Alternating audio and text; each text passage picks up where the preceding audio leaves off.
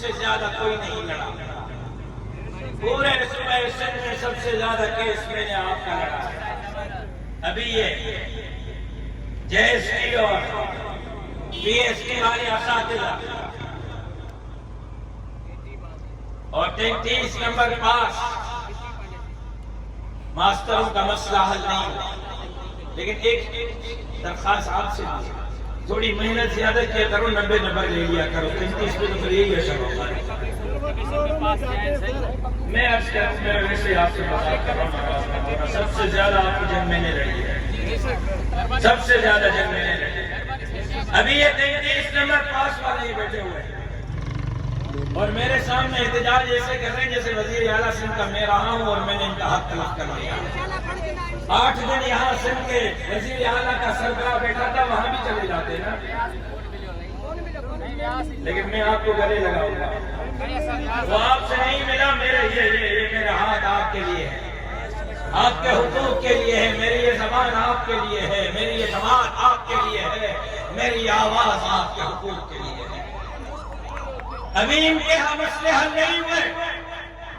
بھائی ایمبولینس کو راستہ دلوائیں, ایمبولینس کو راستہ دیں. ابھی ان کا مسئلہ حل نہیں ہوا.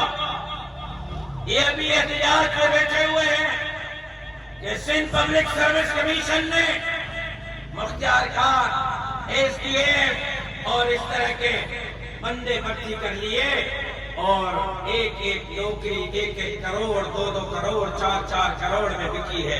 میں آج مطالبہ کرنا چاہتا ہوں کہ سندھ پبلک سروس کمیشن نے جن لوگوں کو نوکریاں دی ہے, کراچی کے سندھ اسمبلی میں ان 1200 بندوں کو بلایا جائے اور میڈیا اور سوشل میڈیا کو بلایا جائے اور جن کو مختار کار بنایا گیا ہے, ایس ڈی ایم بنایا گیا ہے, پی ایس پی اور ایس ایچ او بنایا گیا ہے, ان کو بلائیں, ان سے دوبارہ انٹرویو لیں اور وہ انٹرویو لاری پورے صوبہ سندھ میں نشر کریں.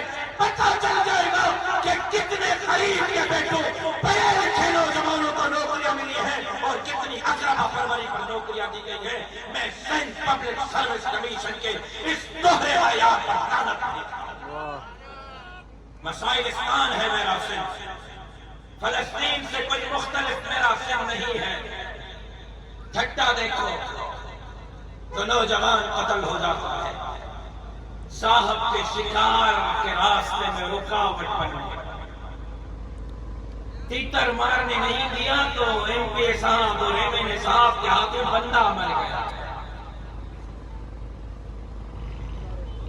نواب شاہ نے ایم پی صاحب کو زمین نہیں دی تو 7 جنازے اٹھا لیے. نصیر آباد میں ایم پی صاحب کی عزت آڑے آ گئی تو قرآن کو گولی مار دی.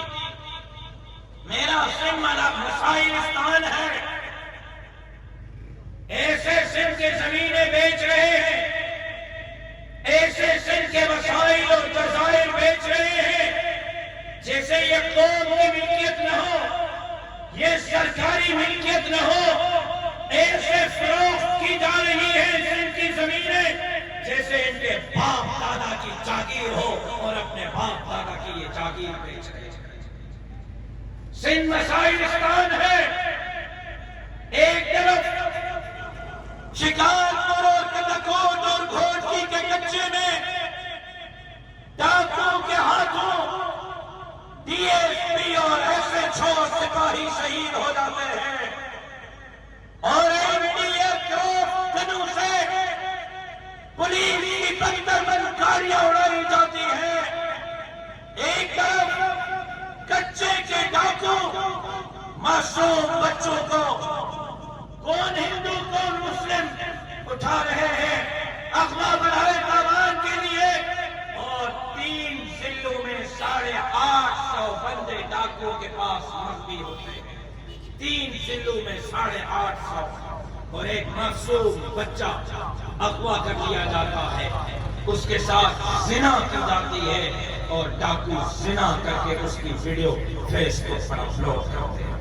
اس ماں پر کیا گزر رہی ہے, اس بہن پر کیا گزر رہی ہے, اس باپ کا کیا گزر گئی. لیکن میں پوچھنا چاہتا ہوں، میرا سوال ہے، ان ساڑھے 800 مغویوں میں کوئی ایک ایم پی اے کا بیٹا بھی ہے؟ کوئی ایک ایم این اے کا بیٹا بھی ہے؟ کوئی ایک ڈی سی اور ایس پی کا بیٹا بھی ہے؟ کوئی ایک حکمران کا بیٹا بھی ہے؟